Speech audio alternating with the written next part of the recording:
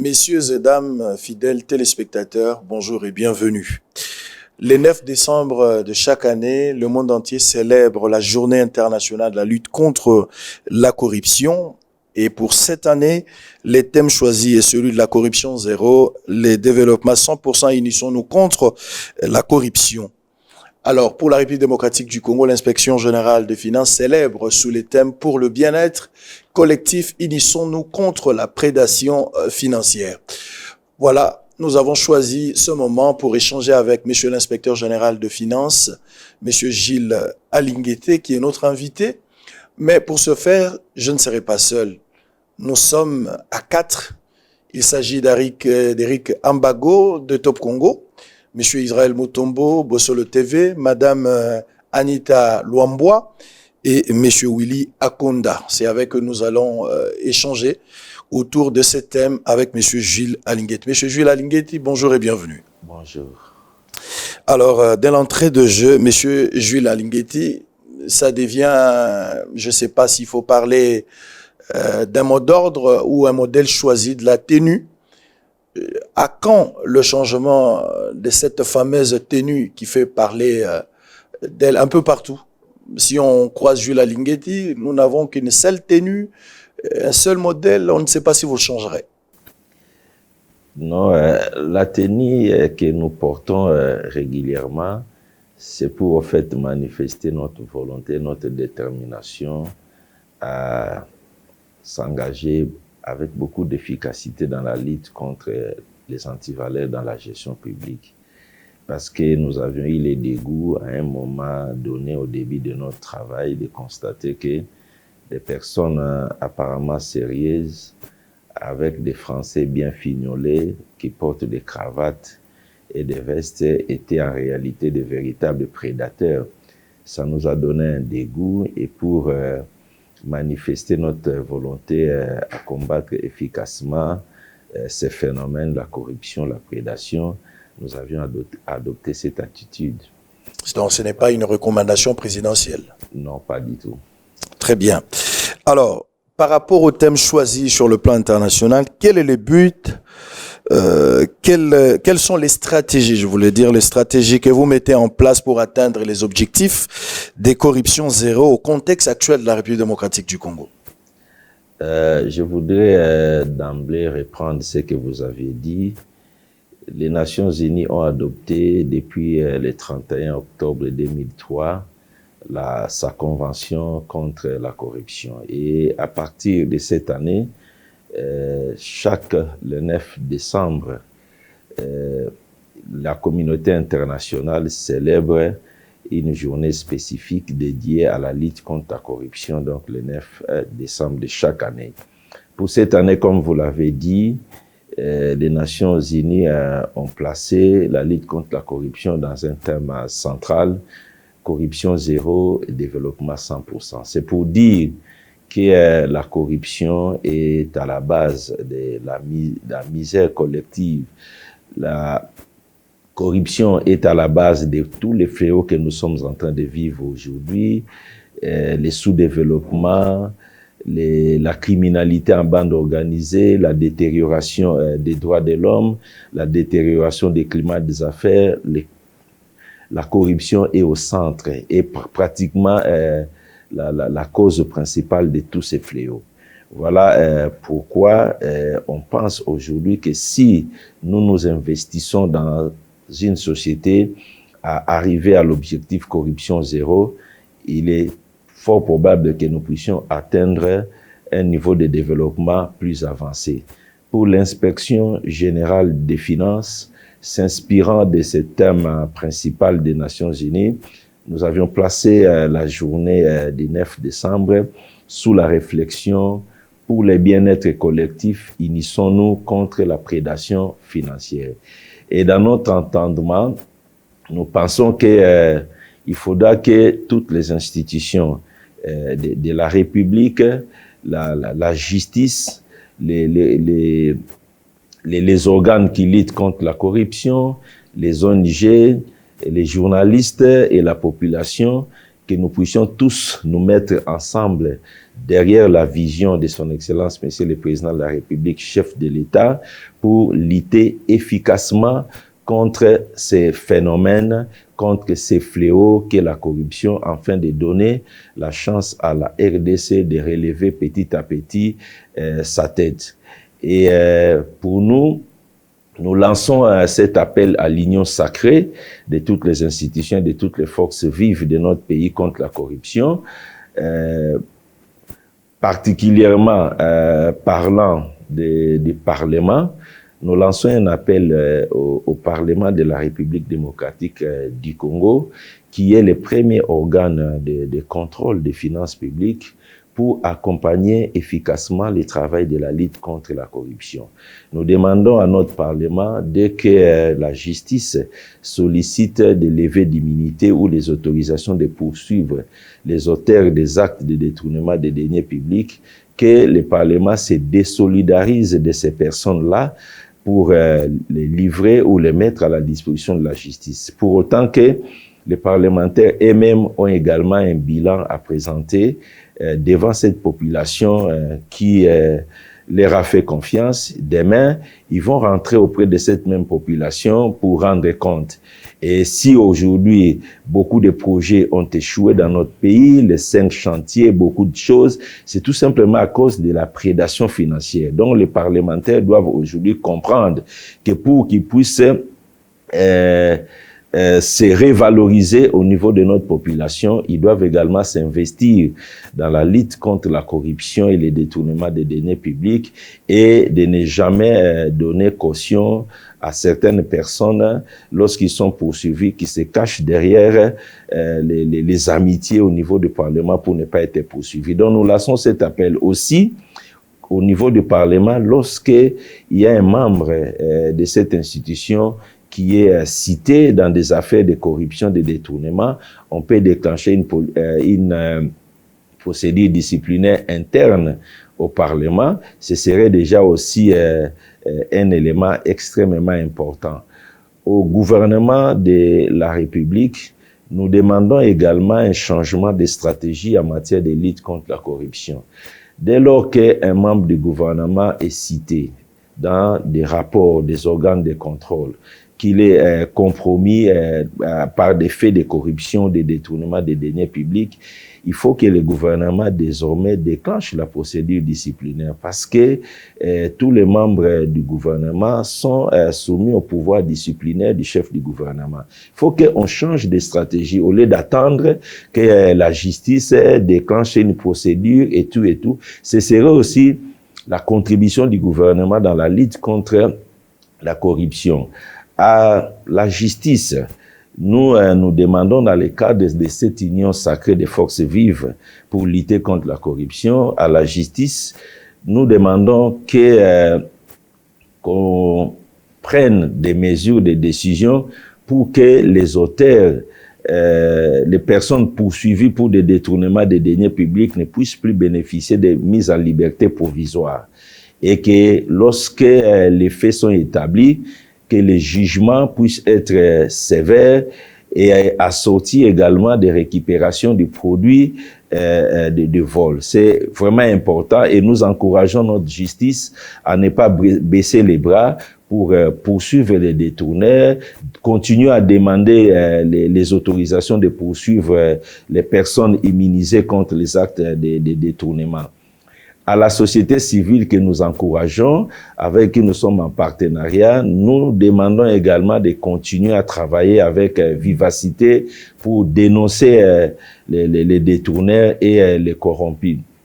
À la presse congolaise, la presse, vous savez, elle est le 4e pouvoir. À la presse, avec qui nous avions eu à échanger plusieurs fois dans le cadre de la sensibilisation, nous demandons à la presse également de réaliser que les biens publics, les deniers publics qu'on détourne, c'est également l'argent des journalistes.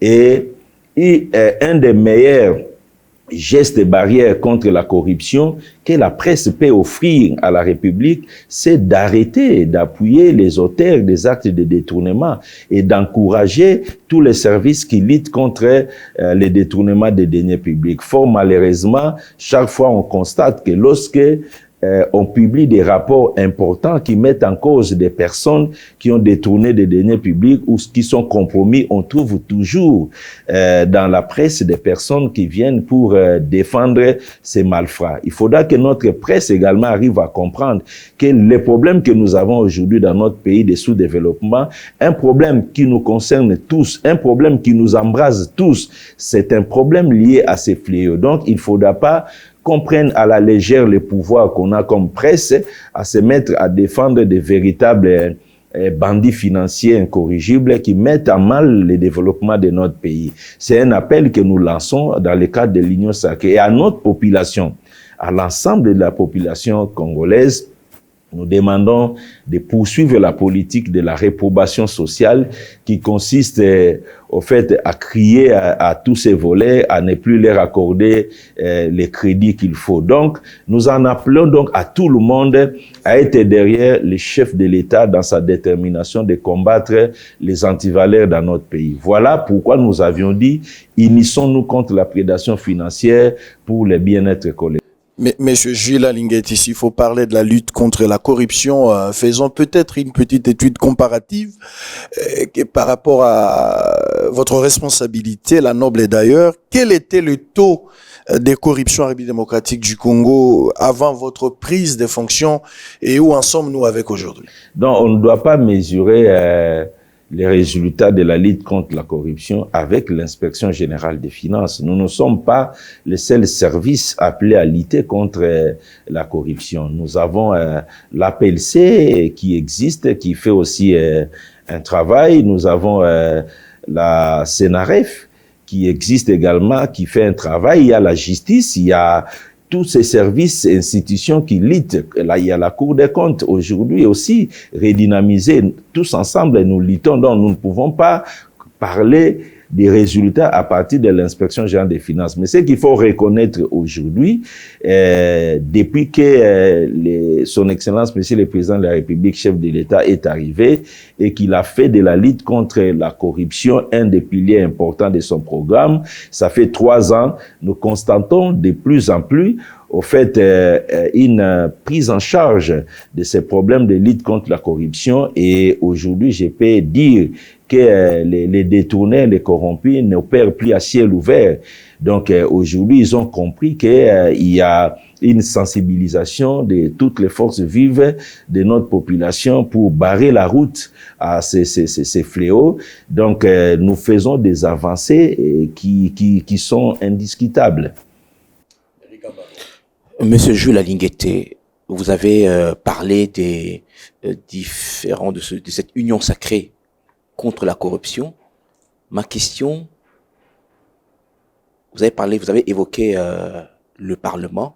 Est-ce que le Parlement encourage la corruption aujourd'hui? Non, je ne dis pas que le Parlement encourage la corruption. Je lance un appel au Parlement. Parce que, vous devez le savoir, la majorité des gens qui se retrouvent dans la gestion publique sont couvertes des immunités. Et dans ces cas-là, lorsqu'il y a des faits, des soupçons de détournement des deniers publics, nous arrivons au niveau de la justice, on finit par rentrer au Parlement pour obtenir soit les autorisations de poursuite, soit des demandes de levée d'immunité. Donc, c'est là que nous lançons un appel. Vous lancez un appel ou vous accusez le Parlement? Non, je lance un appel de prise en conscience des parlementaires pour qu'ils comprennent aujourd'hui que le détournement des deniers publics, la corruption, c'est un mal, c'est un cancer qui ronge la société congolaise. Et eux aussi, ils n'auront pas de bilan à présenter vis-à-vis de la population lorsque le gouvernement n'arrive pas à matérialiser le bien-être social pour notre population. Demain, s'il est rentré auprès des électeurs, ils doivent avoir un bilan à présenter.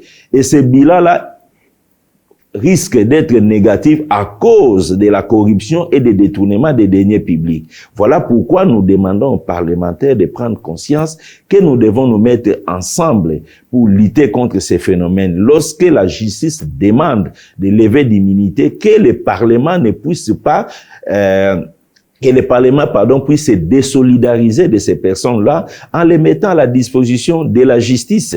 Et, comme je l'ai dit, le Parlement peut même déclencher une procédure disciplinaire interne pour donner des signaux clairs dans le cadre de la lutte contre la corruption. C'est ce que nous sommes en train de demander. Et il ne faut pas oublier que le Parlement, c'est le premier organe de contrôle des finances publiques. Il y a après le Parlement, il y a la Cour des comptes, il y a l'inspection générale des finances. Donc, si nous, en tant que service de contrôle, la Cour des comptes, CNRF, IGF, nous faisons un rapport dans le cadre de contrôle des finances publiques, le Parlement, qui est notre organe supérieur de contrôle, devra s'en inspirer. Et donc, devra s'en inspirer pour tirer les conséquences. Dans le rapport publié par l'IGF, combien ont été autorisés par le Parlement en termes de levée d'immunité? Est-ce qu'il y a eu un rapport qui a permis la levée d'immunité? Non, ça c'est au niveau de la justice. C'est pas nous qui demandons les autorisations de poursuite ou les demandes de levée d'immunité. C'est la justice qui peut avoir cette comptabilité-là. Combien de demandes a été faites, combien de résultats obtenus. Mais il y a 2 ans, nous avions suivi les premiers présidents de la Cour de cassation. Lors d'une rentrée judiciaire, il a fait état de près de 90% des demandes de levée d'immunité qui n'ont pas obtenu de suite de la part du Parlement. Ça aussi, c'est quelque chose que nous devons décrier. Il faudra que le Parlement montre son engagement politique autant que le chef de l'État le fait chaque jour dans tous les discours, dans toutes les réunions du Conseil des ministres. Le chef de l'État manifeste sa volonté ferme. Il faudra que les autres institutions également puissent faire autant pour que nous puissions tous ensemble donner un signal aux détourneurs et aux corrompus qu'ils n'auront plus libre cours dans notre pays. Vous faites un combat contre la corruption, mais apparemment, vous êtes le seul dans cette cour. La justice ne vous aide pas beaucoup, Monsieur Jules Alinguété. Non, je ne pense pas que la justice n'aide pas les organes de contrôle. Les rapports que vous publiez ne permettent pas forcément l'arrestation des personnes incriminées. Les rapports que nous publions ne permettent pas. Lorsque vous déposez vos rapports au niveau de la justice prend du temps pour soit arrêter. Mais c'est tout à fait normal. Il y a une confusion qu'il faut pratiquement enlever. Lorsque nous déposons nos conclusions au niveau de la justice, c'est toute une procédure. Il ne faut pas que nous fassions une justice expéditive. La justice a toute une procédure. Généralement, il y a une confusion quand, au niveau du parquet, quelqu'un qui a détourné est interpellé, on le met en état d'arrestation provisoire et que demain on les libère, les gens ont l'impression que le dossier est terminé. Non, le dossier ne se termine pas. Quelqu'un peut solliciter une mise en liberté provisoire. Le parquet, pour des raisons évidentes, peut accorder, mais les dossiers judiciaires existent et continuent. Un procès peut s'ouvrir même après 5 ans. Regardez même dans des pays organisés, les procès des terroristes des en vingtaine viennent de s'ouvrir 6 ans après, alors que les faits étaient évidents. Donc la justice a toute une procédure qu'il faut respecter. Mais de l'autre côté aussi, il faut reconnaître que déjà des condamnations qui ont été prononcées par notre justice, il y a des condamnations qui ont été prononcées, les gens ne regardent pas à ça. Et je vous ai soulevé également les problèmes des immunités. Parfois, les gens se demandent pourquoi telle personne n'est pas encore. Mais il y a toute une procédure que la justice doit suivre. Quand il s'agit des membres du gouvernement, il faut demander l'autorisation au Parlement pour les poursuivre. Quand il s'agit de quelqu'un qui est l'émanation qui est un parlementaire qui exerce une fonction au niveau de la gestion publique, il faut demander sa levée d'immunité. Donc, tout ça, la justice est soumise à cette longue procédure qui prend généralement du temps. Mais vous êtes OPJ à compétences restreintes, vous, IGF. Ça veut dire que lorsque la justice reçoit vos rapports, ça veut dire que ce sont des rapports bien ficelés, la procédure devrait s'accélérer. Il y a sûrement des pesanteurs politiques qui empêchent à la justice d'accélérer. Non, moi, je ne suis pas de la justice. Je ne peux pas affirmer que la justice a des pesanteurs politiques. Nos rapports sont très professionnels, très bien ficelés, en dépit du fait que ces prédateurs, ces bandits financiers s'amusent à plusieurs occasions à distraire l'opinion en disant non, voilà, ceci, c'est parfois regrettable de constater que les gens qui investissent leur temps, 6 mois, 8 mois, dans des investigations partout et qui disposent des éléments de preuves probants et des gens qui n'ont aucun élément qui passent dans des médias pour tenter de jeter un discrédit à un travail aussi professionnel que l'inspection générale des finances et les autres services de contrôle font. Dans tous les cas, sur ce terrain-là, il faut retenir, un voleur n'a jamais accepté, même s'il est pris la main dans le sac, il n'a jamais accepté. Les gens doivent savoir ça. Donc, c'est au fait, quand le professeur Luzolo Bambi a prononcé les Koulouna en cravate, exactement c'est l'image que vous devez avoir. Les Koulouna n'acceptent pas tout ce qu'ils sont en train de faire. De même, les Koulouna en cravate, tous ces détourneurs, c'est la même chose. Même quand vous l'attrapez les mains dans le sac, il n'accepte pas, il va être dans la diversion. Mais c'est que vous devez retenir que nous faisons des rapports professionnels et nous sommes sérieux dans ce que nous faisons. Nous en appelons à toutes les forces vives, à la population, aux institutions, d'accompagner les services de contrôle, de nous mettre ensemble pour barrer la route à ces enfants égarés de la République qui mettent en mal le développement pour tous. Vous n'êtes pas aidé par la justice. Je donne un exemple. Le dossier EPST, l'ancien ministre de l'EPST, vous l'avez dit dans les médias qu'il y avait des tentatives de détournement, etc. Vous avez même transmis le dossier au niveau de la justice. L'ancien ministre de l'EPST avait été interpellé sur une autre question. Le dossier EPST, c'est aujourd'hui dans les tiroirs. Non, si je ne sais pas dire que les dossiers dans les tiroirs, moi je ne suis pas ça fait scandale, mais on n'en parle plus. Je suis pas de la justice et je ne vais pas particulariser les cas. Je le dis d'une manière globale. Moi, je ne suis pas de la justice, je ne suis pas du parquet ou des cours et tribunaux pour vous dire exactement à quel niveau se trouvent ces dossiers. Mais nous savons que la justice prend nos dossiers et la justice continue de faire son travail. Mais au-delà de la justice, pourquoi nous en appelons aujourd'hui au Parlement? Pourquoi nous en appelons au gouvernement pour que on déclenche la procédure disciplinaire au niveau du gouvernement? Pourquoi nous en appelons aux ONG? Pourquoi nous en appelons à notre population pour déclencher la réprobation sociale? Tout ça, ce sont des sanctions. Ok, contre les auteurs de détournement, il n'y a pas que la justice. Il y a la société, la société. Nous devons avoir une attitude vis-à-vis de ces personnes pour ne pas les encourager. Nous devons les considérer comme des parias, nous devons les considérer comme des malfrats, comme des enfants égarés. C'est aussi une attitude que nous devons avoir vis-à-vis de ces personnes pour les décourager dans leur entreprise suicidaire contre le pays. Vous êtes aussi rigoureux vis-à-vis des membres de la présidence de la République? Parce qu'aujourd'hui, lorsqu'on suit vos rapports, c'est souvent des rapports corruption qui accablent les mandataires publics, certains ministres, mais rarement des membres de la présidence de la République ou de la famille politique du chef de l'État, quelque chose comme ça, on ne voit pas. Quels sont les membres du cabinet du chef de l'État qui gèrent? Les conseillers du chef de l'État ne gèrent pas. Quand vous regardez leur job description, ils ne gèrent pas.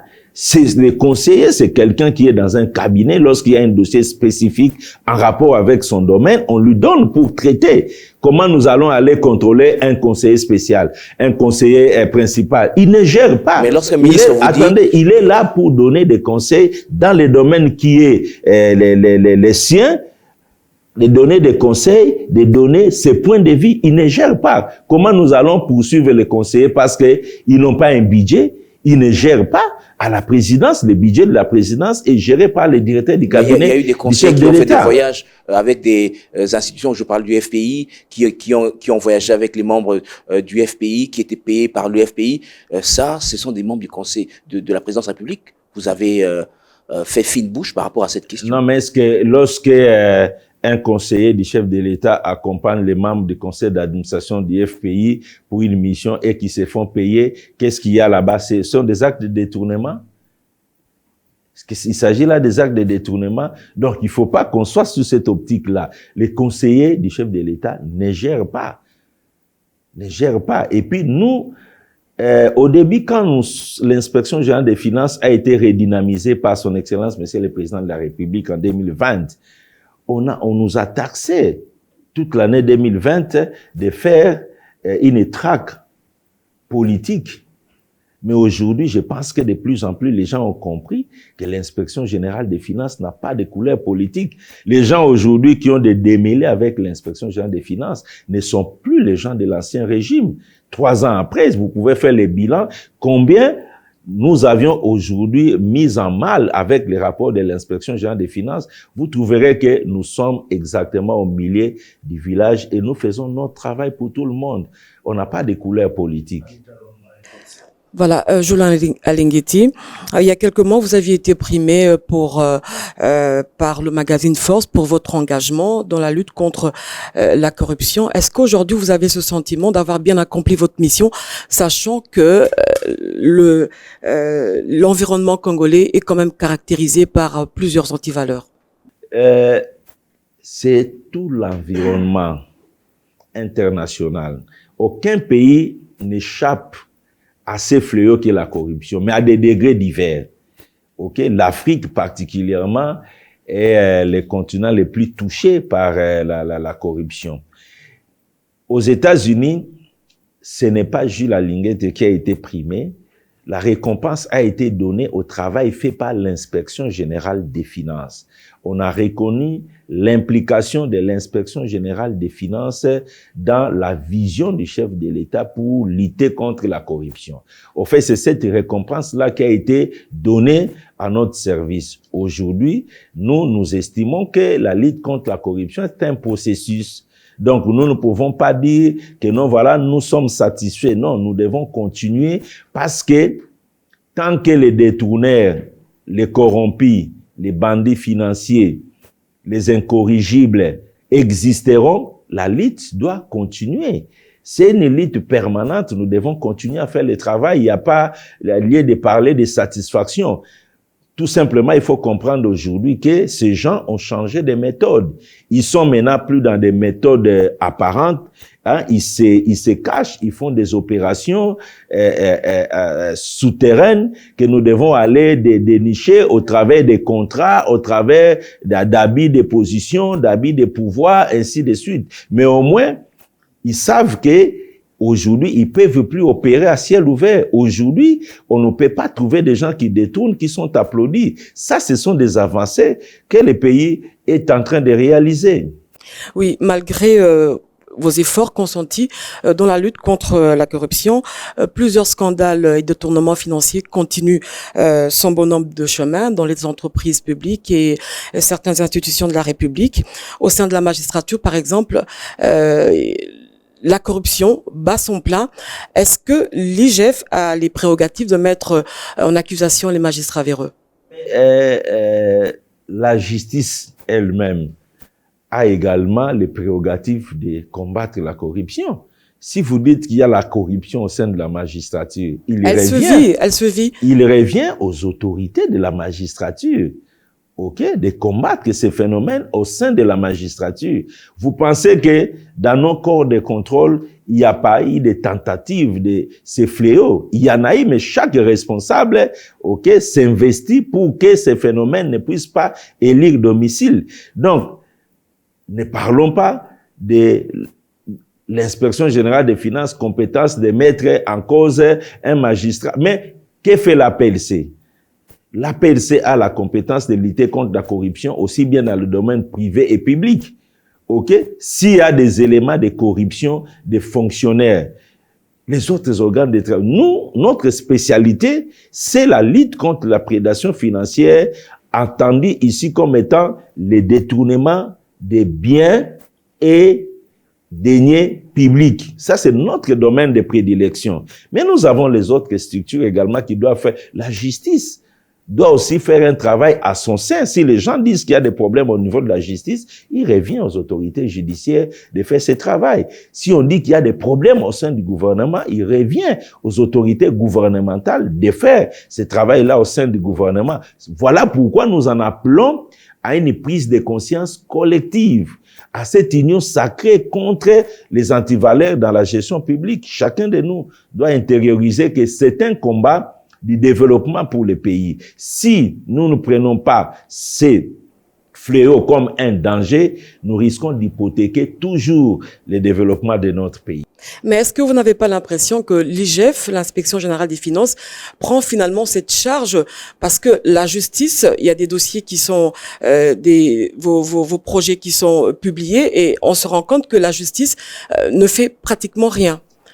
Nous venons de publier un rapport sur les bradages des actifs miniers appartenant à la République démocratique du Congo au sein de la société Datcom Mining, les actifs de l'État congolais représentés par Cominière.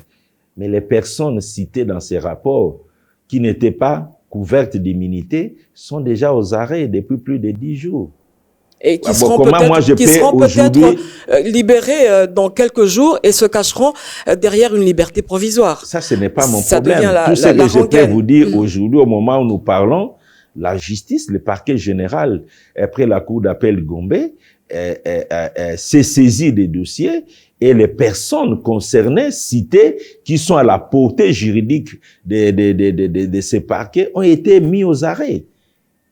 Donc, comment je peux, devant de telles évidences, dire que la justice ne nous accompagne pas? Pas plus tard, il y a 2 mois, il y a eu des détournements des deniers publics au niveau de la société, de l'entreprise publique Congo Airways. Mais les responsables ont été arrêtés par la même justice congolaise que vous voulez décrire. Ils sont encore en prison après 2 mois. Il n'y a pas que ça. La SNEL, c'est la même justice. Nous avions fait un travail conjoint avec la justice, des investigations sur la gestion de la SNEL. C'est toujours la même justice, le même parquet, près la cour d'appel Gombe, qui a procédé à des arrestations des dirigeants de la SNEL. Comment je peux, devant tous ces éléments, dire que la justice ne nous accompagne pas? C'est quelque part aussi une ingratitude. Donc, il faut reconnaître également le travail que la justice est en train de faire. Moi, je pense que nous sommes en train de faire des pas dans le cadre de la lutte contre la corruption avec la justice congolaise. Voilà, concernant votre patrouille financière, on a l'impression que l'inspection générale des finances a des comptes à régler avec des individus au sein des institutions, au niveau du pouvoir central aussi et à l'administration publique, alors que l'on sait que dans les provinces, la corruption est visible, elle est palpable, d'où cette question qui mérite d'être posée au regard de votre silence sur le rapport du ministère de l'Environnement et qui a accablé 6 anciens membres du gouvernement dans l'octroi illégal des concessions forestières. Mais comment vous dites, madame, que notre silence? Ces rapports-là, c'est pas les rapports du gouvernement, c'est les rapports de l'inspection générale des finances. C'est l'inspection générale des finances qui a fait les rapports sur la gestion du secteur forestier et qui a mis en cause 6 membres du gouvernement qui se sont amusés à brader les forêts. C'est l'inspection générale des finances qui a fait le travail. Quand vous dites que l'inspection générale des finances a des comptes à régler à des gens, donc vous tombez là dans le piège de ces aventuriers financiers qui veulent se faire passer comme des victimes, d'un conflit individuel. Depuis que nous sommes là, nous avions fait les dossiers détournement des fonds Covid, règlement des comptes avec Eten. Nous faisons les dossiers EPST, règlement des comptes avec Bakonga. On fait les dossiers Bukangalozo, règlement des comptes avec le sénateur Matata. On fait les dossiers sport, règlement des comptes. On fait tous les dossiers que nous faisons pour vous sont des règlements des comptes. Alors nous sommes problématiques. Nous ne ferons plus le travail. Tous les rapports que nous publions, c'est un règlement des comptes. Non, il faut pas tomber dans les pièges des prédateurs, dans les pièges de ces bandits financiers. Parce que au moment où nous parlons ici, madame, retenez que pendant que nous célébrons cette journée, il y a parmi eux des gens qui conçoivent une prédation que vous allez découvrir dans 1 mois, dans 2 mois. Retenez le mois de décembre. Pendant que nous parlons, il y a parmi ces gens-là des gens qui conçoivent. Ils sont quelque part en train de monter un contrat, en train de monter une histoire. Ils sont en train de le faire. Et dans 3-4 mois, on va les découvrir. Donc, c'est eux les incorrigibles. Et ils pensent que nous sommes là pour les accompagner dans leurs bases besoins. Non, nous ne sommes pas là pour ça. Nous avons une mission de lutter contre un fléau, un phénomène.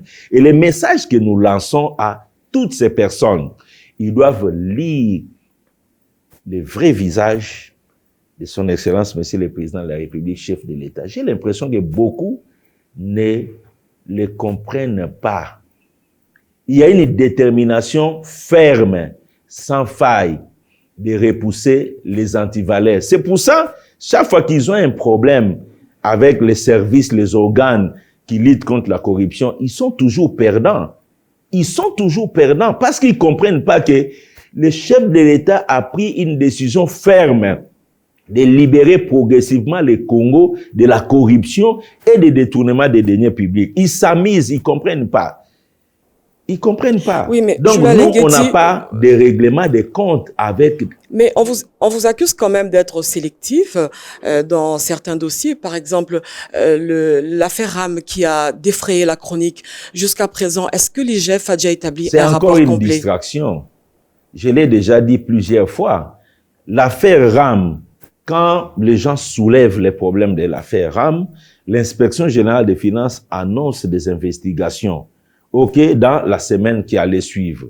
Et pendant qu'on voulait entrer dans les investigations, le Parlement s'est saisi de la question et a ouvert des enquêtes parlementaires autour de RAM. Je vous ai dit que le Parlement, c'est l'organe suprême de contrôle en matière de finances publiques. Quand le Parlement a déjà une question, quand le Parlement contrôle une question, nous ne pouvons plus nous inviter. Le Parlement s'est invité, et le Parlement a contrôlé. Vous avez suivi les débats parlementaires. Le ministre des Pentic est allé au Parlement. Vous avez suivi tout ce qu'il y a eu comme conclusion. Quand le Parlement est arrivé à ce niveau-là avec un dossier, et puis demain, vous demandez à l'inspection générale des finances, de traiter un dossier qui est entre les mains du Parlement dont on ne connaît pas la suite. Soyons quand même corrects, non? Donc, nous ne pouvons pas enquêter sur des faits de détournement dont le Parlement s'est déjà saisi et le Parlement a débattu autour de ça. C'est clair, nous ne pouvons pas le faire. Donc, il ne faut pas que les gens viennent nous poser la question des RAM. Non, le Parlement s'est saisi de la question et le Parlement a débattu, le Parlement a fait des recommandations autour de ça. Qu'est-ce que nous allons encore faire de plus? Merci. Alors, parlons maintenant de votre thème, M. Julien Lingueté. On parle pour le bien-être collectif. Alors, vous avez fait un travail en lançant la patrouille financière pour mobiliser les recettes. Quand on regarde une année ou 2 ans après, on sent que c'est vraiment un travail fait, le budget, par rapport au budget, à la collecte des recettes. Mais il se pose un véritable problème aujourd'hui. On est autour de 10 milliards de dollars des recettes aujourd'hui, selon les statistiques de la Banque centrale. Mais la Banque centrale publie un élément en disant que aujourd'hui, en ce qui concerne les frais de fonctionnement, on a atteint 4 milliards de frais de fonctionnement. Alors, est-ce que l'IGF qui commence par en amont à faire le contrôle pour qu'il y ait beaucoup plus de recettes et l'IGF ne contrôle pas comment l'argent est sorti parce que plus de 4 milliards de dollars de frais de fonctionnement, c'est quand même beaucoup. Les missions de patrouille financière de l'inspection générale des finances ne visent pas uniquement la mobilisation des recettes. Ce sont des missions qui visent principalement l'assainissement des finances publiques congolaises. Et par la suite, un appui à toutes les régies appelées à la mobilisation des recettes. S'agissant de l'utilisation des moyens mobilisés par les gouvernements, ce n'est pas à l'inspection générale des finances. C'est-à-dire, nous avons un budget voté par le Parlement qui donne les affectations qui doivent être faites de la mobilisation des recettes. Et le gouvernement exécute les budgets. Nous, l'inspection générale des finances, notre rôle comme un service d'audit supérieur placé auprès de l'exécutif, notre rôle, c'est aujourd'hui, dans l'exécution du budget, nous sommes au niveau de la chaîne de la dépense pour veiller à ce que les dépenses qui quittent le ministère du budget vers le ministère des Finances soient des dépenses qui respectent la légalité, l'opportunité. Donc, nous faisons ce travail-là. C'est pour cela, à un moment donné, on a eu beaucoup de problèmes. Les gens ne comprenaient pas. Quand on dit aux gens au niveau de la chaîne de la dépense que les crédits budgétaires en rapport avec la dette intérieure sont déjà épuisés et qu'il ne faut plus amener le paiement des dettes intérieures. C'est tout simplement ça, pour respecter l'exécution du budget, en disant le Parlement a voté tel crédit pour la dette intérieure, c'est déjà terminé, il faut attendre l'année 2023, j'arrive. Et on le fait dépense par dépense. C'est notre contribution à la bonne exécution du budget, pour que les dépenses qui sont engagées et qui sont liquidées au niveau du ministère du budget, qui sont en voie d'aller en paiement, et ces dépenses-là doivent s'inscrire dans le cadre budgétaire. Alors, les rapports que vous êtes en train de dire aujourd'hui de la Banque centrale, nous ne l'avons pas encore tout d'abord.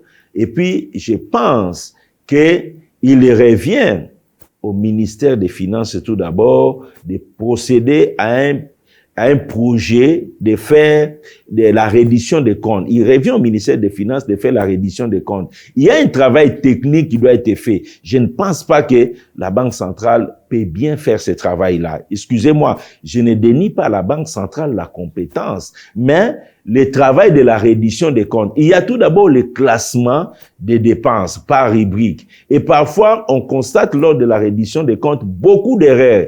Je ne peux pas comprendre aujourd'hui sur un budget dont on est aujourd'hui autour de 9 milliards de dollars, la rémunération est déjà autour de 4 milliards, ok? Que vous puissiez me dire que les dépenses de fonctionnement ont pris 4 milliards. Je ne sais pas faire les débats sur ces rapports-là, mais pour nous, c'est le ministère des Finances qui présente tout d'abord les données de la reddition des comptes. Et c'est sur base de ces données-là que nous pouvons alors nous dire, voici ce qui s'est passé. Pour le moment, je ne sais pas me prononcer sur ces rapports de la Banque centrale, si ça existe. Effectivement, ce sont des condensés dans les analyses statistiques qui sont publiées par la Banque centrale chaque semaine et qui dit effectivement ça parce que dans les prévisions, c'était les dépenses liées au fonctionnement aux alentours de 600 millions de dollars, mais et la Banque centrale, selon ces mêmes données, c'est visible, on peut le voir sur le site de la Banque centrale et on atteint aujourd'hui 4 milliards. Vous avez dit, vous n'avez pas discuté là-dessus. Alors là, je prends l'autre question. Il y a eu un débat au niveau du Parlement.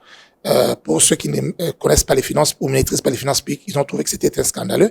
Mais depuis plusieurs années, on remarque que dans les dépenses, lorsqu'il y a dans les dépenses la procédure normale, engagement, liquidation et autres, jusqu'à l'exécution, mais on remarque que le montant qu'on met dans l'engagement, la liquidation, et quand on va à l'exécution, c'est beaucoup plus supérieur. Les débats faits chroniques.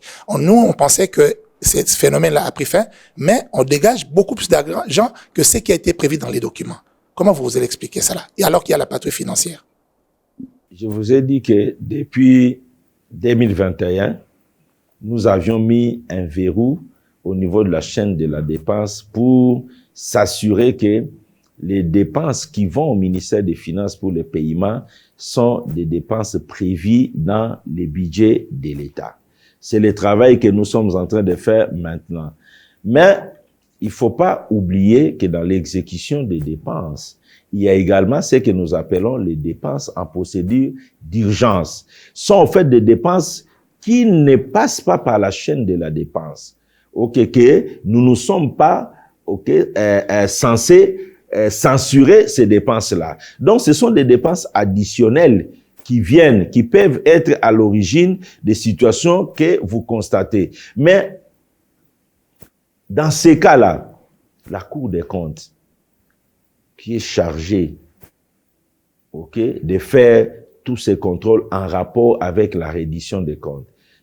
À la Cour des comptes de constater tous ces éléments-là et de s'activer également pour que de tels actes puissent être réprimés. Voilà pourquoi moi, j'en appelle aujourd'hui à la Cour des comptes d'activer effectivement, tel que son premier président nous le dit toujours, d'activer la sanction à l'endroit des personnes coupables des actes de mégestion. C'est dans les compétences de la Cour des comptes. Lorsqu'on constate qu'il y a des dépassements, on ne doit pas se limiter à parler de dépassements, on doit activer des sanctions contre les auteurs de dépassements budgétaires. C'est dans cette conjugaison d'efforts, l'inspection générale des finances, la Cour des comptes, la justice, les parlements, les gouvernements, c'est dans cette conjugaison d'efforts que nous pouvons arriver demain au résultat. Donc moi, j'en appelle vivement à des sanctions prévues par la loi contre les auteurs de dépassements budgétaires constatés par la Cour des comptes qui en a compétence. Il faut qu'on y arrive. Alors, vous parlez de l'unité, ils ne sont nous. Est-ce que vous n'allez pas, dans les cadre des échanges citoyens, approcher effectivement la Cour des comptes et pourquoi pas la magistrature pour essayer de discuter ensemble sur ces questions? Tout d'abord, avec la magistrature, c'est un travail permanent que nous faisons. Nous sommes toujours avec la magistrature. S'il y a vraiment une institution avec laquelle nous travaillons au quotidien, c'est la magistrature. Ça marche très bien avec la magistrature.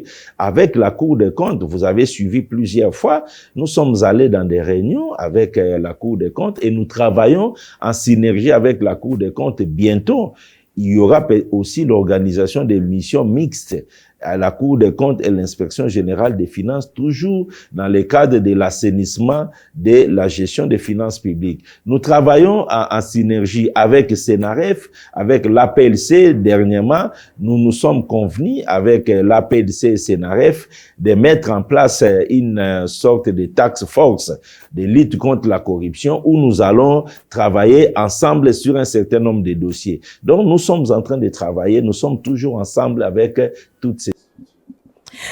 Voilà, l'inspection générale des finances, un service public de l'État, selon certains observateurs, ils disent que ça devient un parquet au point d'envoyer les détourneurs en prison. Qui vous contrôle, vous, Jules Alinghetti, parce que vous recevez aussi les fonds de l'État congolais? C'est encore une diversion. L'inspection générale des finances n'envoie pas les gens en prison. L'inspection générale des finances transmet les dossiers au parquet et c'est les parquets qui arrêtent les gens et envoient les gens en prison s'il le faut. Mais il ne faut pas oublier que les inspecteurs des finances sont revêtus de la qualité d'officiers de police judiciaire. Ils peuvent, dans les cas de flagrance, s'il le faut, arrêter également les auteurs présumés des actes de détournement des deniers publics.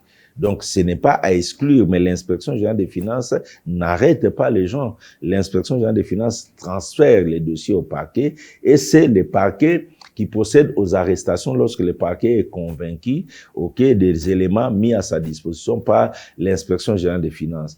Qui contrôle l'inspection générale des finances? Qui contrôle le gouvernement? Qui contrôle les parlements? Qui contrôle la justice? Qui contrôle la Cour des comptes? Ça, c'est encore un terrain de diversion de la part des prédateurs, des bandits financiers qui veulent vous distraire.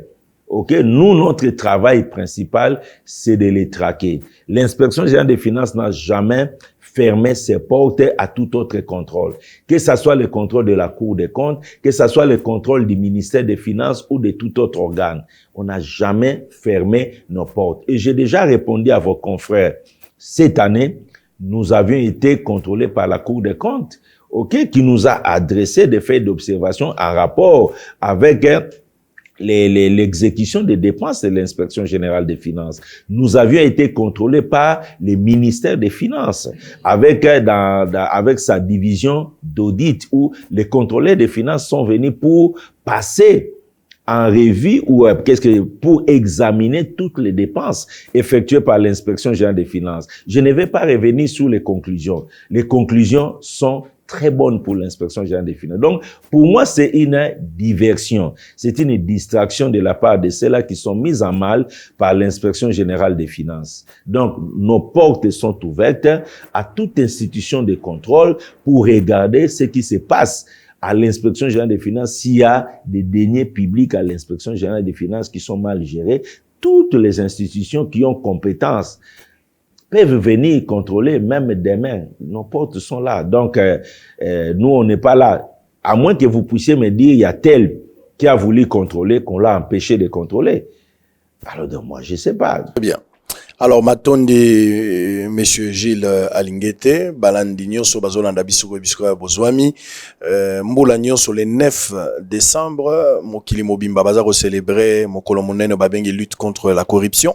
Nayango ana tozuli bakwe ko solo la na inspecteur chef de service Jules Alinguete, Nazanga Imokote, Anit Luamba, Anita Zanabiso, Tozana Eric Ambago, et en même temps Tozape na Willy Akonda, nga Israël Mutombo. Alors, là, la question, motuna na lingala, Monsieur Jules Alinguete, total na misu, tolo bape a solo. Entre yona chef de l'État, nani azobuka lokuta, nani azoloba ya solo yona mokonzi ya mboka. Na maitali lutte contre la corruption. Mokonzi ya mboka Félix Tshisekedi akutani na bilenge mikolo eleki na palais du peuple. Asololi na bango, na kati ya masolo na bango, moko ya bilenge ya utaki luala bazu maloba. Puis aibisi Félix Tshisekedi ke ba ministre na yo, ba membre du gouvernement, bazali miyibi. Pona yo elenge wana kosi, to alobi ya solo, wana ya liboso. Iya mibale. Félix Tshisekedi, akamati maloba pe akoteli ba oya ye. Alobi ke pa na ye, na membre ba gouvernement, moto moko te o bakangi na likambo etali corruption ni détournement.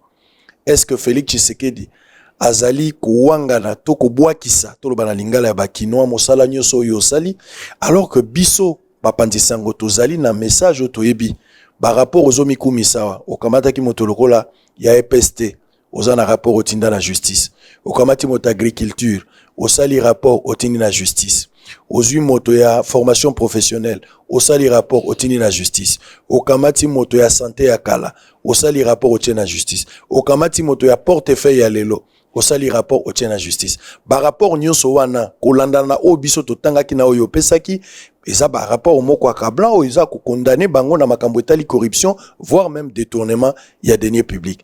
Tango mokonzi ya mboka liboso ya bilenge azo wanga na ke ba oya ye ata moto moko ayibite alors que ba rapport ya IGF ezali clair et lakisi bato wana ndenge bakamati misolo ya leta basaleli yango na lolenge longo banite ata ko justice azo umela atie bango na no maboko te na yo na Félix Tshisekedi nani azoloba ya solo.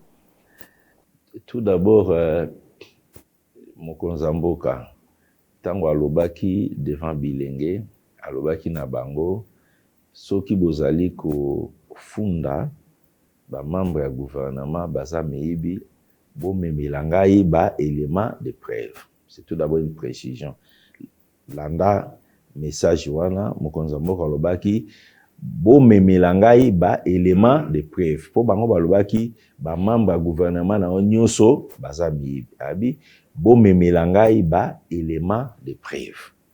Voilà oyo mokonzi mboka alobaki azwaki défense ya ba membre gouvernement te alobaki soki bozana ba élément de preuve ya ba membre gouvernement bazali koyiba bazali ba mibi bo memelanga yango parce que moni pe il faut pas kaka toloba kaka voilà boye mutaye il faut que to sala lokola biso to salaka avec tonto lobby mutaibi tout ça là un rapport documenté avec les éléments. Le chef de l'État avait demandé à Sengaki na ba jeune au balobaki ba mamba gouvernement na onyo so baza mibi bo memilanga ba élément de preuve. Ce élément de preuve ezali ngai na ko défendre bangote. De deux il faut ko yebake soki muto ayibi aza membre ya gouvernement. Il y a une procédure oyo esengeli esalama pour établir responsabilité na ye. Soki procédure wana salami, responsabilité à membre du gouvernement wana ezali établi. Je ne vois pas comment le chef de l'État va les protéger. Ce qu'il est là, un membre du gouvernement a cité. Justice à se saisir dans l'Ikambouana. Ba autoriser justice à poursuivre. Ba organiser instruction. Bah, condamné. Je ne vois pas comment le chef de l'État veut dire que non, voilà, malgré que la justice s'est prononcée, Moutou Aza coupable, il a protégé. Non. Donc, il y a un nazo loba à tous les niveaux. Au niveau du gouvernement, Lélo, moi, j'ai fait une recommandation en disant, ce qui un membre du gouvernement a cité dans une affaire, il y a corruption, il y a détournement. Au niveau du gouvernement, Bissot toujours recommandé va déclencher procédure disciplinaire. Il y a une procédure disciplinaire au niveau du gouvernement. Le Premier ministre a un pouvoir disciplinaire sur les membres du gouvernement. À quoi qu'on blâmer, à quoi qu'on suspendre pour 1 mois, à quoi qu'on suspendre pour 3 mois, à quoi qu'on proposer à la révocation auprès du président de la République. Donc, c'est-à-dire, nous sommes en train de demander un mécanisme et à la mise à mal. Alors, ceux qui ont lobby, que le lot, ministre tel à Ibimbongo, ok pas président de la République, président de la République a commis juge, ministre à Ibimbongo, ok, a commis juge à lui, ok, à Ibimbongo, je les condamne. Non. C'est pas le président de la République. Chacun doit faire son travail. Ndeko Jules Alingete, zo monana ya solo pendant ndeko Anita Lobaki awa que baza ko accuser ozo battre la mingi ba oyo baza na présidence stopper ba oyo baza na famille ya chef de l'État. Ozo se contredire yo moko pambate na ba rapport ya IGF yo komisi mingi awa.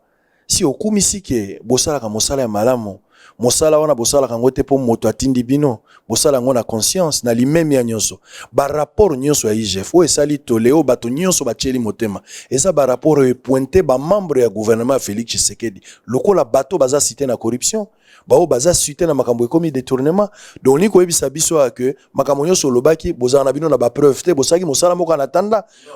Est-ce que s'il vous plaît motuna na ngai silité olingo ebisa biso que makambo nyonso bino bosali oyo bokomaka na banketo Félix Tshisekedi mokonzi mboka za informé nango te yango azoluka ba preuve ça dit eza na procédure administrative nano ekomela été yango moya loba te kezali posoke ekomaka déjà ye ayebi makambo ezoloba bokoloba nde langage moko parce que natangeli o bateau bino moko na ba rapport na bino botanga na kati ya rapport ya IGF natangi EPST natangi makambo ya communiere uti makambo ya portefeuille za rapport ya IGF natangeli bino makambo ya agriculture bato bakangama ministre nda kangama te eteni longondo botindaki na kasho abimaki bato baza bayike ebele ba oyo bayebani na ba rapport na bino ndenge nini mokonzi mboka kolobake aza na ba preuve alors que véritable preuve na ye source ya ba preuve ezali IGF alors IGF azo se contredit. Merci beaucoup na ina pesa yo ba précision pour longola bulu yeke na mutu soki inspection générale des finances a sali investigation a sali enquête nango. Et là, c'est que ceux qui t'ont informé chef de l'État, t'ont dit rapport, ils ont chef de l'État, à comme un magistrat, a prononcé une sanction judiciaire contre Moutou a détourné Mbongo. Non. Ce qui Moutou a yibi Mbongo, c'est un délit. Ce qui t'olobi na rapport na biso, Moutou a yibi Mbongo. Tous la hiérarchie na biso, bien sûr, c'est le chef de l'État. Tu peux transmettre rapport à que tout ça investigation boy mais rapport wana pour na ko établir à titre définitif mutuana aza coupable à détournement des deniers publics c'est la justice qui doit le faire donc il faut que justice a sala musala wana a établir à titre définitif que oui mutu oyo azali passible il y a peine telle pour avoir détourné les deniers publics c'est en ce moment-là que les politique doit tirer la conséquence de cette condamnation. Donc, ne pensez pas que quand on fait les rapports, on informe le chef de l'État pour dire que le chef de l'État puisse sanctionner ou mettre quelqu'un en prison, mettre un membre du gouvernement en prison. C'est pour ça que je dis, la justice doit faire son travail.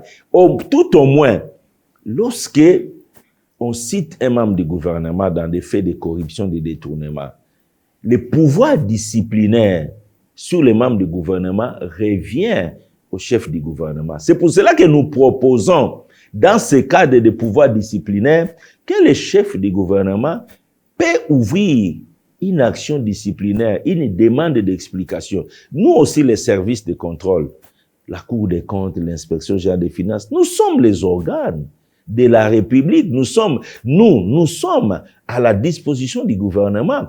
Si alors, il y a des faits, nous voulons que demain, si on dit qu'il y a ça et ça et ça, que le chef du gouvernement nous invite, il travaille avec nous, on nous donne les éléments, s'il est convaincu, il peut ouvrir une demande d'explication aux membres du gouvernement. Il peut aussi sanctionner les membres du gouvernement. Pas, comme je vous ai dit, blâme. C'est déjà une sanction, j'arrive. Pas une exclusion du gouvernement d'1 mois, c'est une sanction. Pas une exclusion de 3 mois, c'est une sanction. Et pas une proposition à la révocation auprès du chef de l'État.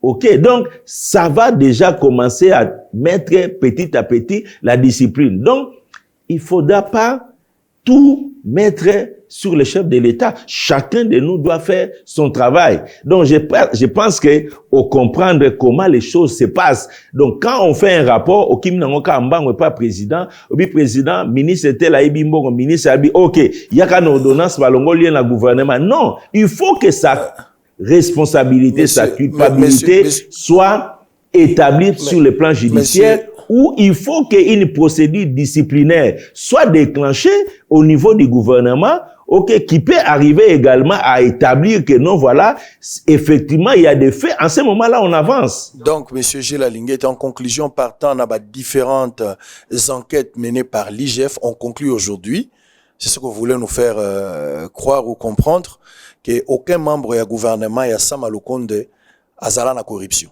Depuis que vous avez commencé des enquêtes. Aucun membre n'a été cité dans une affaire de corruption ou détournement. Koya Kolobisangai. Mais c'est ce que vous avez dit, monsieur.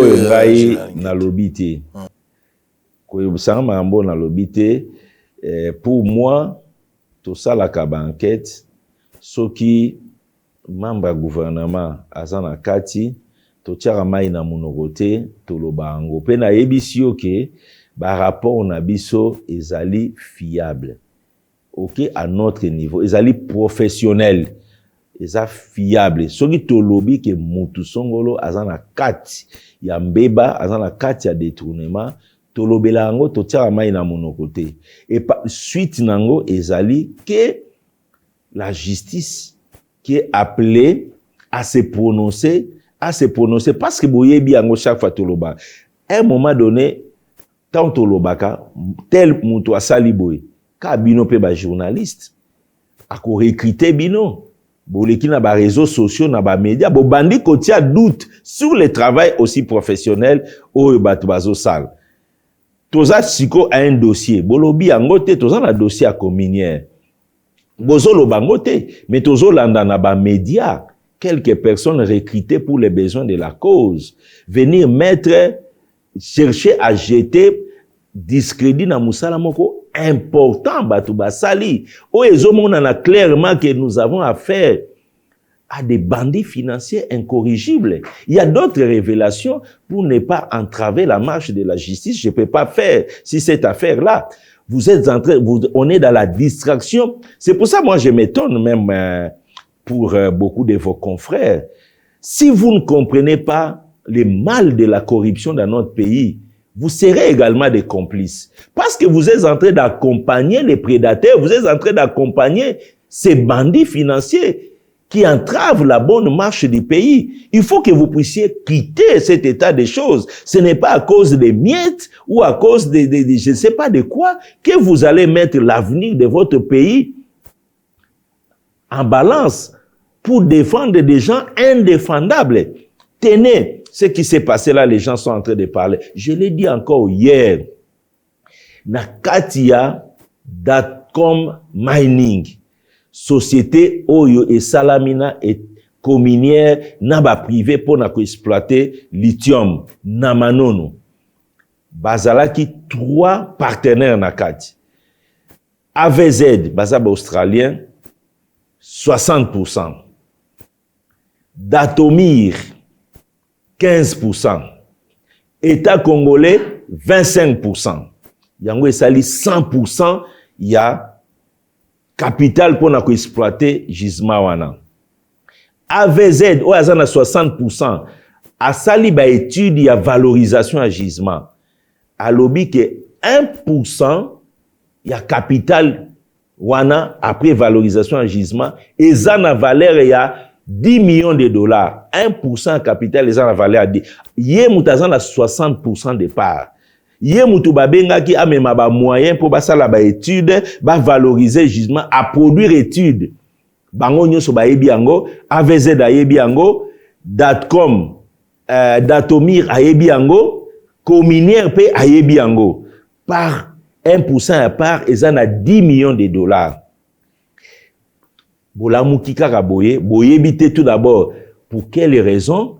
Cominière, ou azo représenter l'État, ou azo na 25%, à la mouki kaka boye, azo a décision ya côté ka 15% ya ba part naye. Dans un gisement aussi riche, décision n'est pas motivée na nini. Ou la mouki kaka boye, ou azo na 25%, il faut teka 15%. Balobi bazo teka po bazana besoin mbongo ba relancer ba activité ya cominière yango ba teki ba part na bango na kati ya association wana balamuki bazui décision wana ba yebi que étude ya AVZ ezo pesa 1% ya part eza na 10 millions bazui décision ba teka 15%. 15% eza na 150 millions à peu près ba yebi yango pe. Mais comme un crime ezalaka kaka okoko programmer criminalité na yo ozala parfaite bake kozwa des autres cabinets oboya kosala étude ya gisement o l'étude existe déjà qui donne 1% à 10 millions bazui deux cabinets différents landa histoire les deux cabinets basali étude babimisi résultat balobi ke 1% il y a part ezali 2 millions 236 660 000 dollars. 2 millions 236 660 000. Au cabinet liboso, après si 1%, d'après étude nanga eza 2 millions 236 660. O yami balé, asala ki pe étude na ndenge na ye na côté na ye. Abimisi résultat pour nangai 1% à part ezali 2 millions 236 660. Quelle magie! Des cabinets différents, recrutés, ça la étude sur un gisement, produit jusqu'à la virgule les mêmes chiffres. Vous sentez déjà que ça, c'est la prédation qui s'est planifiée. Et, bopé sa résultat, moko oyo, tu as sérieux, produit, le beza 10 millions par 1% de part, bino besoin de produire 2 millions. Et sur base, il y a étude, il y a 2 millions, bazui ba teki ba part oyo na étude il y a 10 millions, ils ont payé ça 154 millions de dollars, ba teki yango na 33 millions de dollars.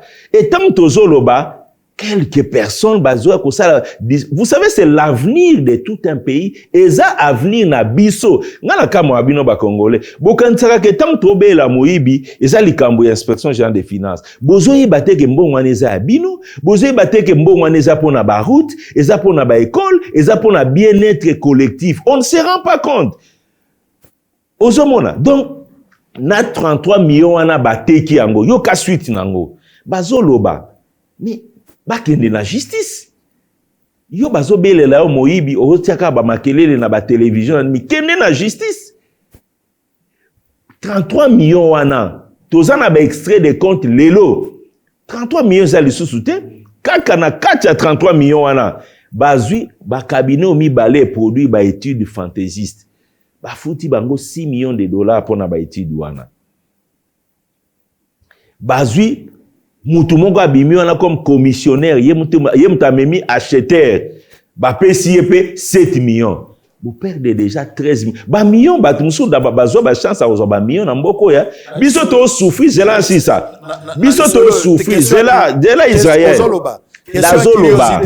nazoloba tika na sisa yo tika na si reposer question na tika okatanga Israël tika okad na roloba Israël batu musu bazui chance mboko ya moi papier moko boye bokangami na zine pièce 10 millions et puis bazo sakana bazo loba et tout non sous d'autres cieux ba acte wana eza pendaison En Chine, on va te pendre. Ils se blaguent ici. Ils sont en train de blaguer dans ces pays, alors que les gens souffrent. Alors qu'à Manono, là-bas, les gens souffrent. Alors qu'à Mbujimai, à Mbandaka, ici à Kinshasa, les gens souffrent. Et les chefs de l'État se battent pour améliorer les conditions de vie des gens. Et ils sont en train de faire des histoires comme ça et ils prennent les autres comme Bazo Banabango. Bazui mbongo wana même 33 millions, bafuti 6 millions. Na ba cabinet wana sali ba étude à Lokuta, bazui 7 millions bafuti un commissionnaire à Memi Moutou, un kosomba ba part à des prix bradés. Et ba membre conseil d'administration, ba kaboli bazui soki 2 millions ba kaboli bango entre bango. Boteka ki yango pona yango 33 millions boteka ki na 4 gisements lithium. Bozwi pe mbongo wana bo sasi bo sasi yango tino na data lelo mbongo ezate ngana za na ba extrait wa koloba na obimisa ba extrait wana plus compte wana mbongo wana ekotaki na ndenge ba sasi mbongo wana baza obimisa. Nous avons des éléments. Bon otuninga mamba gouvernement azate mais pona koteka ba part ya l'état. OK? Soko landi likambo bien. Pona nini ministre ya mine azoloba te? Pona nini ministre ya mine parce qu'ils allaient actifs miniers. Mutu azana volé évaluation. Ezali ministère ya mine. Pona nini ministère ya mine ezoloba te? Pona nini kaka ministère moko nde azotia makelele babwaki libanga na molili. Oyo ki azoganga ye wana nde. Pona nini ministre ya mine azoloba te? Ministre ya mine azoloba te parce que le ministère de mine n'est pas content de ce qui s'est passé dans cette affaire. Je vous dis la vérité. Pourquoi les ministères à mine et baté? Est-ce que l'actif minier est géré par le portefeuille? Les ministères à mine Moussa Nangwezani. Pourquoi les ministères des mines ne parlent pas? On voit seulement, les ministères des mines aussi devaient parler. Pourquoi au ministère des mines on ne parle pas? Pour na côté ko brader. Oui, bradage y a actif minier. Et salamine à Jekamine. Et salamina sodimiko. C'est un comportement dans certains miniers. Ce qui communauté internationale et bengaki et lobaki na biso, tout ça la révisitation des contrats miniers. Ezali conséquence ya bradage wana. Ya mwana comportement bradage, il fallait 4 ans. Il fallait souka. Si les gens veulent continuer à perpétuer bradage, il faut tout éliminer la bango. Donc, pour na DG ya communière, na conseil d'administration communière ezwa zela ya koteka bapar wana bazwaki autorisation ya ministère ya portefeuille bakomelaki ministère ya portefeuille à répondre par écrit le 1er septembre 2021 à répondre à ipsi bango boteka bapar wana na 33 millions ye mutapesa bango autorisation wana et la lettre existe. Vous me comprenez? La lettre existe. Yango bango batekelaki par wana. Donc, il faut pas tozwaka makambo oyo ya venir ya mboka tozwaka ngo lokola conflit moko ya ba X na Y conflit ezali wapi zena yebsa o ngai nakendaka na terrain te ko sala ba investigation toza inspection générale des finances toza na ba inspecteur ba kitaka terrain ba ke ko sala ba investigation dossier wana ba travailler plus de 6 mois 6 mois ko sala ba investigation puis rapport avant publié déjà communière ba pesa ke observation aye l'inspection générale des finances aye ko répondre na mituna inspection générale des finances par écrit inspection générale des finances pa yokiye ayebise tala okwei awa tala okwei awa ayebi yango bien na bato bazana molili babandaki kolanda na musika lokola bazabolo baboma na musika bango nde basala makambo bazotala ba okekuna balobi noni bazalaki kolanda bayebi yango que c'est un processus contradictoire oyo elanda makiti na suka donc ezalaka masekite il faut yebisa ba congolais soki tobeleli muyibi bozwaka ngo problème ya IGF na muyibi te bozwaka ngo problème ya alingete na muyibi te bozwaka ngo problème ya bino pombo wana eza bino mbongwana eza bino et bozwaka ngo comme problème na bino. Merci beaucoup, on a compris que vous avez suffisamment de preuves maintenant à transmettre au chef de l'État par rapport à la corruption, parce que certains membres du gouvernement sont cités dans cette affaire. Alors, on va prendre méthodologie de travail, Eric Ambago.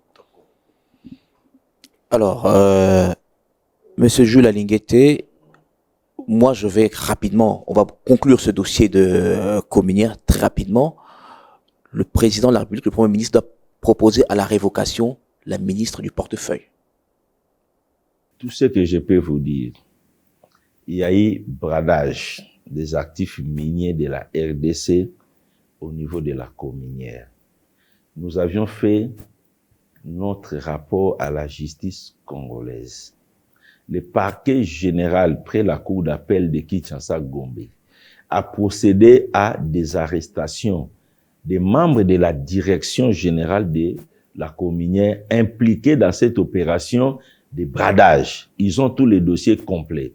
Il revient au parquet aujourd'hui de voir dans les dossiers les personnes qui sont citées. S'il y a des personnes qui ne relèvent pas de la compétence de la cour d'appel de Kinshasa-Gombe, que le parquet puisse dissocier les dossiers en transférant les autres membres concernés dans ces dossiers-là au niveau du parquet général près la cour de cassation pour que le processus puisse suivre son cours normal. Ce n'est pas notre problème. Nous, on vous relate les faits. Et le fait que je vous relate, ce n'est pas le fait d'Alinguete, qui ne puisse pas distraire les gens en parlant d'Alinguete. Ces rapports, c'est un rapport des inspecteurs des finances. Et lorsque les inspecteurs des finances ont rendu ces rapports, ça devient les rapports de l'inspection générale des finances.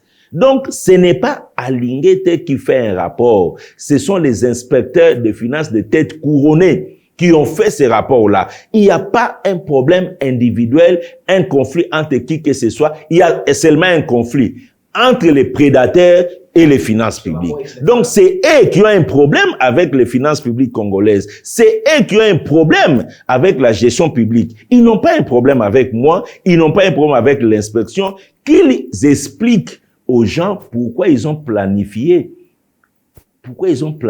ces actions macabres.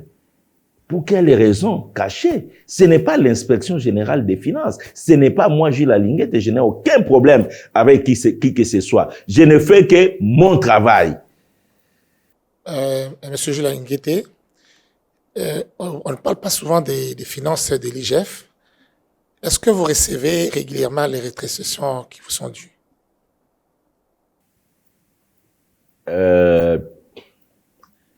Le texte portant création de l'inspection générale des finances définit les mécanismes de mettre les moyens à la disposition de l'inspection générale des finances.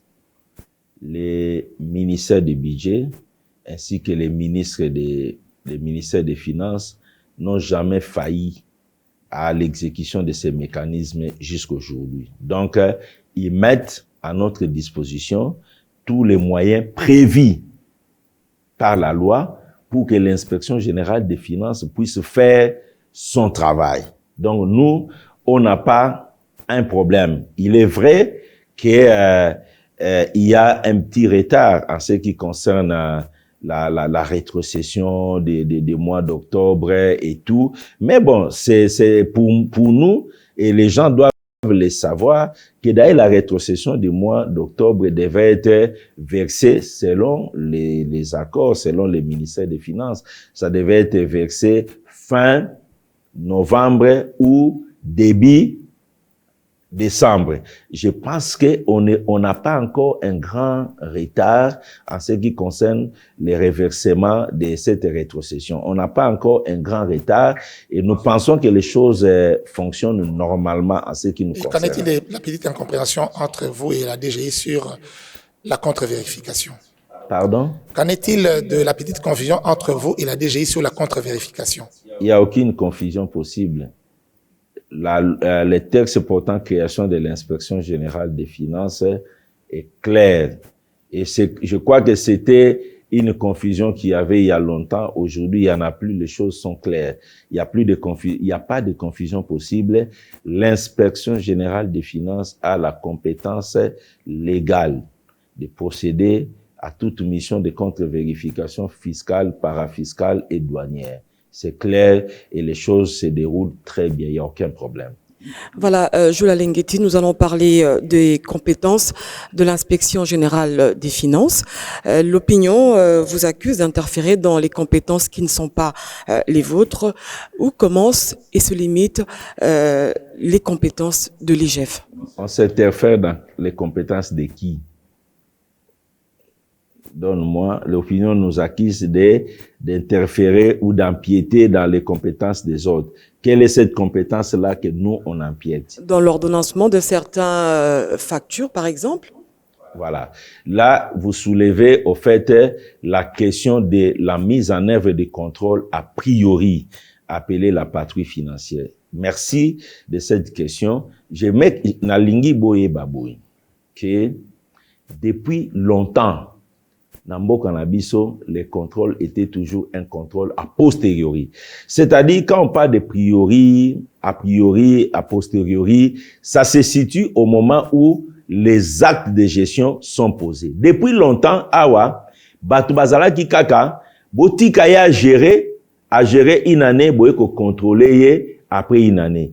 Botiki mutu a gérer une année, a sali bakamnael nga sala, a zui bambong ebela comme nango na maboko, tant boko ya une année, boye ko kutake a sali ba dégâts.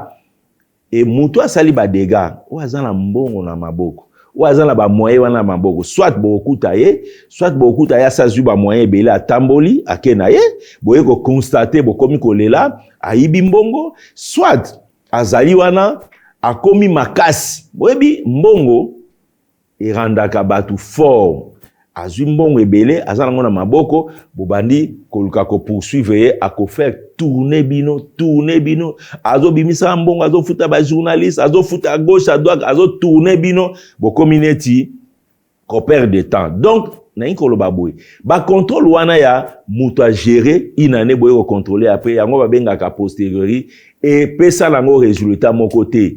Corruption et mataka kaka na mboka. Détournement et mataka kaka. Biso moto banda ko bete la bamiibi maboko. Komema bango na chipoi biso. Et comme ki mutu a comme na pose sa responsabilité, bo sali fete, bo bi o pe tour na biso famille bonga. Autour na biso to bonga. Ça dit to changer ki na biso mentalité te, to kokaki ko combattre corruption te. Na bamboka ebele. La bonne gouvernance a comme socle les contrôles. Dans une bonne gouvernance, ceux qui contrôlent les athées, ils ont le kuta. Yango na loba na bino, ba bonne gouvernance, ba loba na bino, ba bonne gouvernance, ya le kuta parce que bozo ba bonne gouvernance, bozu ba service à contrôle, bo vandeli yango. Bonne gouvernance, mutua na kat na biso batnyos. Dérapage ezali. Et leur raison que ça biso na nzele za mibeko, eza police, eza justice. Au talibo moni justice, au moni police, au moni bobi keba. Et loko zongi sa bat nanzele ezali ba sanction, ba justice, ba police, mibeko yango ezali couloir. Eza tracé au mutatambola nango. Donc ba contrôle wana a posteriori et pe sa résultat te batu oyo to contrôler a posteriori bazwa bambongo bamsu bakima bamsu bakoma riche l'état récupéra eloko te. To moni ke na ba pays moderne, France, Belgique, ba longwa na ba contrôle a posteriori depuis kala. Ba kenda na type mususu a contrôle. O ba bengi contrôle a priori. Contrôle a priori ezali contrôle oyo ezali placé avant mutu a posé acte de gestion. C'est-à-dire ezo salama sur la programmation ya ba acte de gestion.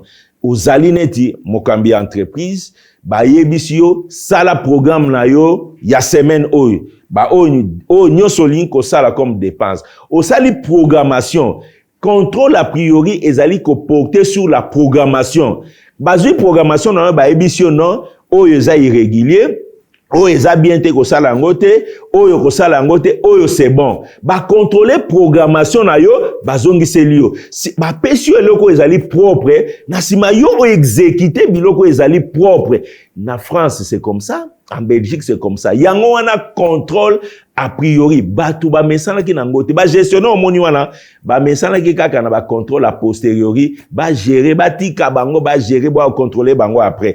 Depuis que Bateli Bango contrôle a priori, gage de la bonne gouvernance, Batebele, Bakoma Iko Boudé. Si quoi il faut ba mesana, biso bango, il faut to mesana. Soki ozali motu ya bosembo. Okobanga te ko vivre na contrôle. Il faut to vivre na contrôle en permanence pour to garantir bonne gouvernance. Na lingna ibsa susu ne sika wana. oyebi méthode oyo bozwi conteneur ya police. Ba policier bavandi baota la télévision na bango baobeta masolo batu bayembango oh, kuna kuluna ba papi mutu machette ba policier bazwi minduki bati ba kuluna emsu ba disparaître te. Il faut to méthode biso sur le plan final. Tous la méthode te to subir la patrouille et ça le col ba drone to tient na ba place wana nyonso ba gestion ça ba drone. Biso to vanda na ba bureau te boa ko benga biso o ba ibi mbongo no na traité biso tozo ko marquer permanence na biso no natra. Ça dit police moko to komi na pokwa ba iso a policier to vanda wate 3 personnes batikali de garde ale to za 10 7 bobima bo sillonner quartier bo tambola bo tala événement. C'est ça la patrouille. OK? Donc vous donnez les moyens à la police, OK, de sillonner, de surveiller tous les points chauds avant que les événements arrivent. Il y a un biso to ça la patrouille financière. C'est-à-dire to vanda rate ba oyeb sa biso batu ba ibi. To kenda na ba point chaud. Place to ibi ba point chaud. To kenda tozo tala bango boy. Tozo surveiller bango. Il y a un dezo gêné. Il faut batu baza la habitué. C'est ça les nouveaux modes de contrôle. Oyo ezaka na efficacité. Avec ça, de moins en moins, au cas non mutu aibi. Abazalaka na kanda, ba pegisi aiba, ba bloquer kanda, a comme quelque part loba mabe na bino moteme vimbi. Mais bon, biso to atteindre l'objectif Avant de passer la parole à Israël Mutombo, l'RDC se prépare pour les élections, les échéances électorales de 2023. La loi portant organisation de la CENI dit que la CENI doit faire un rapport financier certifié par la Cour des comptes. Est-ce que dans vos compétences, l'IGF peut aussi auditer la CENI? Vous aviez très bien dit, la loi portant organisation, il y a CENI et lobby boy. À la fin, il y a cycle électoral. CENI, il faut présenter rapport financier. La Cour des comptes doit certifier ces rapports, doit auditer le cycle électoral et certifier les rapports, les comptes présentés par CENI. À la fin, il y a cycle électoral. C'est ça que la loi y a CENI et lobby. Mais sengeli oyeba, mi solo oba opesa CENI. Eza mbongo ya gouvernement. Ezali kobima na procédure ya dépense. Mi solo ba opesa CENI, ezo bima na procédure ya dépense. Elandi na procédure ya dépense, et na ministère à budget, et na ministère à finance, ministre à finance, à pesi bango. Il s'agit des fonds publics. Ezali soumis au contrôle des organes, il y a contrôle, il y a finance publique. Il faut pas confondre faire un cycle pour certifier un rapport financier, non, contrôle ezo salama pendant l'exécution, il y a dépenses. C'est différent. Étant donné que mbongo au CENI azako utilisé sont des fonds publics, nous avons compétence de contrôler ces fonds. Ce sont des fonds publics. Qualification dans les années. Mbongo on appelle ça CENI années. C'est de l'argent que le régime mobilise. Ça passe par la chaîne de la dépense. Est-ce qu'il y a un seul fonds public qui échappe au contrôle de l'inspection générale des finances? Alors, nous sommes arrivés à la fin, Monsieur Gilles Alingueti. Ça a été un plaisir. Alors, votre dernier mot en ce jour spécial où la communauté internationale célèbre la journée internationale de la lutte contre la corruption. Votre dernier mot. Pour le bien-être collectif, unissons-nous contre la prédation financière. Notre appel au Parlement, au gouvernement de la République, aux cours et tribunaux, aux ONG, aux journalistes, la presse, quatrième pouvoir, et à la population congolaise, d'intérioriser que la prédation financière est la cause de notre misère collective. Et que nous devons mettre en synergie nos efforts pour repousser ces antivaleurs dans la gestion publique. une prise de conscience collective pour que nous puissions arriver. Le développement, c'est à ce prix-là. Tant que nous continuerons à supporter les actes des antivaleurs dans la gestion publique, nous sommes en train d'hypothéquer l'avenir de notre pays. Et les Nations Unies ont dit corruption zéro, développement 100%. Corruption 10%, développement 90%. Corruption 20%, développement 80%. Corruption 50%, développement 50%. Corruption 100%, développement zéro, c'est-à-dire sous-développement, misère totale. Donc nous devons intérioriser. Je suis très heureux que les Nations Unies ont développé ce thème corruption zéro, développement 100%. Autrement dit, corruption 100%, sous-développement total. Alors il faut que les gens comprennent le cancer de la prédation financière et ses conséquences dans notre vie collective. C'est ça notre appel. Si nous voulons demain garantir un avenir meilleur pour nos enfants, nous devons nous investir aujourd'hui dans la lutte contre la prédation financière. Peut-être avant de terminer, est-ce que M. Gilles Alinguetti, vous pouvez avoir l'amabilité de nous présenter votre équipe? Parce que vous êtes assisté par... Au fait, ce sont les